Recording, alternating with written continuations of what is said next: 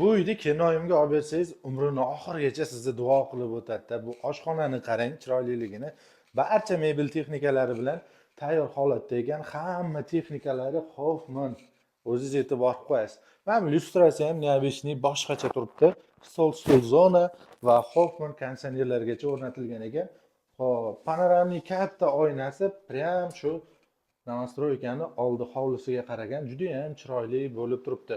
Yakkasaroyga kelganmiz. Yakkasaroy City Mall жилой kompleks, ya'ni turar joy majmuasi. Xo'p, mehmonxona qismimizda ko'rishingiz mumkin. Hozirgi studiya dizaynida juda ham chiroyli, mягкий zonasi, bu yoqda televizorlari, bu yog'imizda esa podyezdga chiqish asosiy eshigimizda kodli qilib, hozirgi zamonaviy qulfli eshiklardan qo'yilgan ekan. Prixojniy shkaflarimiz kattagina o'zingiz ko'rib turgandek va mana bu yoqda antikvar, mana bunaqa telefonlarni qo'yib ketgan ekan. Ertaga boshingizni qotirishga o'rnatsa ekan. Har kuni ishda vaqtingiz telefon qilib. Bu yog'imizda bitta detskiy yotoqxona skryuti eshiklardan qilingan. O'zingiz ko'rib o'tasiz. Двухспальник, krovat, shkaf hamma sharoitlari bilan tayyor holatda ekan va mana bu joyda esa kattalar yotoqxonasini ko'rishingiz mumkin.